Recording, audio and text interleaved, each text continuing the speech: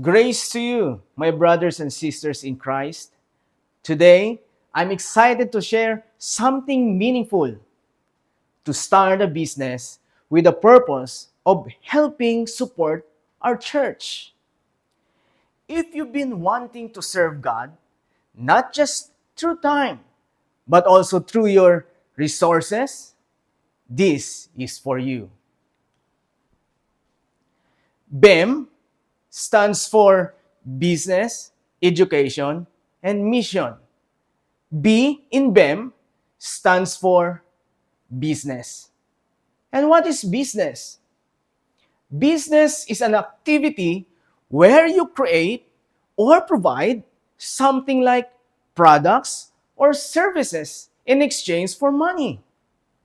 A business is simply a way of earning money by solving problems. If you can offer something people need or people want, you can start a business. Business is an organized effort to produce or sell goods, services to customers. It involves planning, creating, marketing, and delivering value.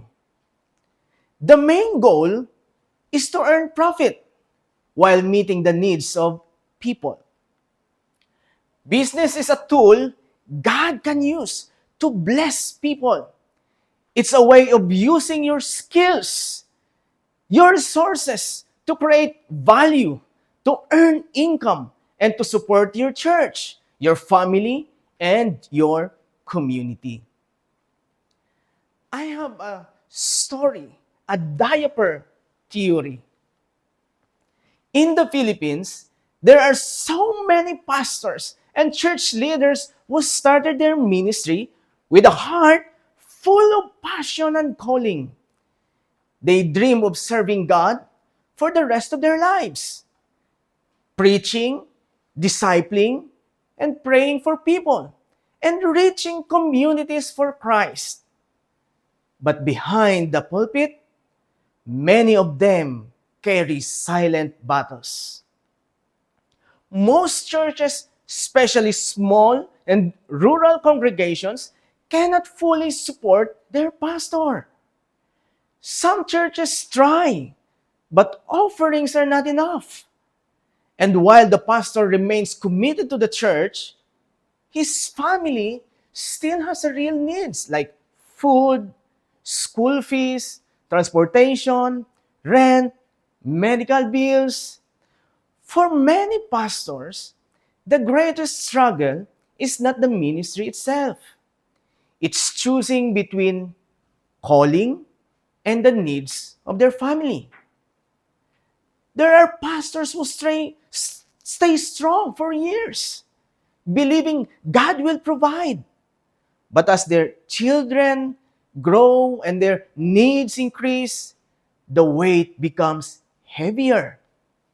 And eventually, many pastors make the painful decision to step down, not because they lost their calling, not because they stopped loving God, but because they choose to take care of the family God entrusted to them.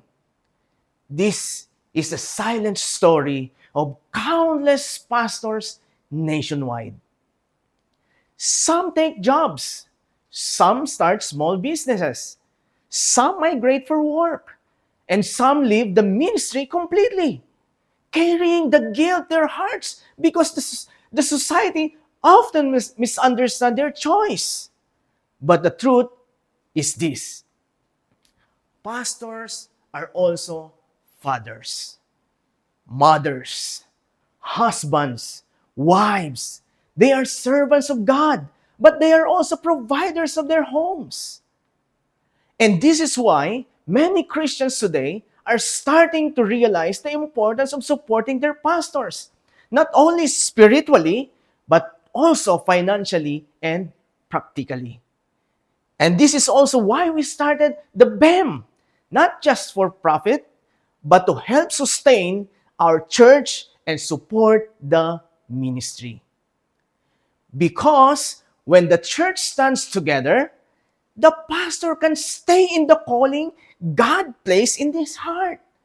And no pastor should ever have to choose between ministry and his children's needs. Now we have this RCS. We will not doing this business alone. We are a team. We are churches helping churches. We are the body of Christ working together with one purpose. We may have many different kinds of businesses, but most of us focus on restaurants. And to make everything easier, we follow a simple system called RCS. Resources, circulation, and sale. First, resources. Our team will provide all the needed supplies at the price lower than the market. So, it becomes easier and more affordable for your business to operate. Second, the circulation. We will handle the delivery. Our team will circulate or transport the resources directly in your restaurant, meaning less hassle and less stress. And lastly, sales. Your main responsibility is simply the selling part. You focus on serving customers. You focus on running your shop. And you won't carry the burden alone because we are here to support each other. So with this system, you will not work a lot by yourself. We will work together, grow together, and support the ministry together. And this is our aim. Our aim.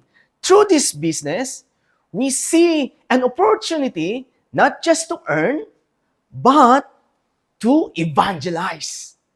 We can use the restaurant as a place for worship, for fellowship, and building relationships with people who need the gospel.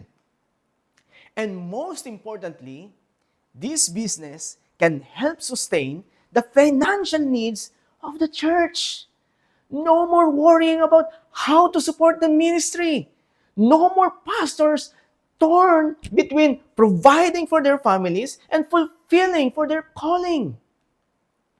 Through this system, we believe and we hope that our pastors and leaders will be able to focus fully on the ministry, stay in their calling, and continue serving God without the burden of financial pressure.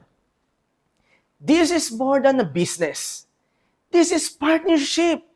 This is purpose. This is the body of Christ working together.